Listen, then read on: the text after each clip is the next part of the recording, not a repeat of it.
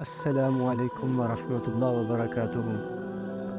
آپ تمام احباب نے یہ خبر ضرور سنی ہوگی کہ اس وقت میں سمندری طوفان آ گیا ہے۔ سائنس کیا کہتی ہے اس حوالے سے وہ میرا موضوع نہیں ہے۔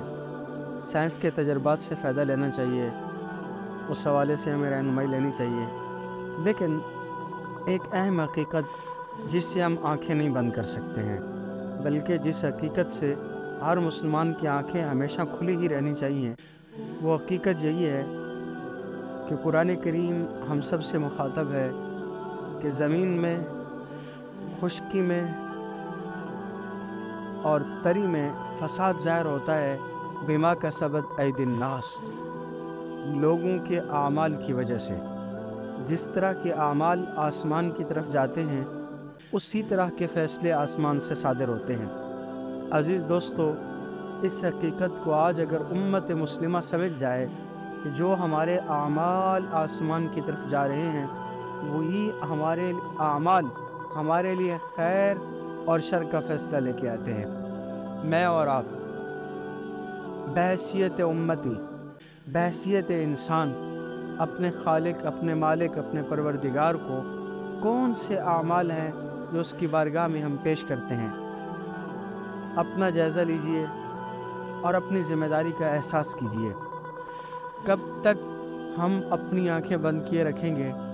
یہ دنیا کی زندگی بیت جائے گی، لیکن اس کے بعد تو ایک اصل جہان آنے والا ہے۔ ہم ایک اصول کو کبھی بھی بھول نہیں سکتے ہیں جو قرآن کریم ہمیں دیتا ہے، وَأَن لَيْسَ لِلْإِنسَانِ إِلَّا مَا سَعَىٰ۔ بڑا خوبصورت جملہ ہے قرآن کا۔ انسان کو وہی کچھ ملتا ہے جس کی وہ سعی کرتا ہے۔ یہ ایک جملہ ایسا ہے جو ہماری زندگی کے تمام اعمال پر محیط ہے۔ ہم جس کام کی محنت کرتے ہیں، جس کام کی کوشش کرتے ہیں، انسان کو صلہ بھی اسی سے ملے گا۔ ایک آدمی گندم لگانے کی محنت کرے گا، صلہ بھی گندم کی صورت میں پائے گا نا۔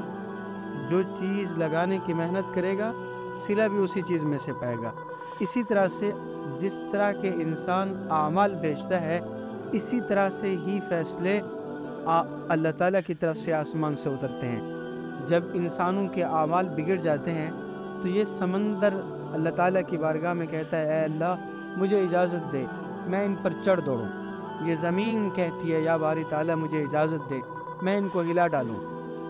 قرآن کریم بھی ہم سے مخاطب ہے، کیا تم مطمئن ہو اس بات سے کہ یرسل علیکم حاصبا، اللہ تمہارے اوپر آسمان سے تیز و تند ہوائیں بھیج دے۔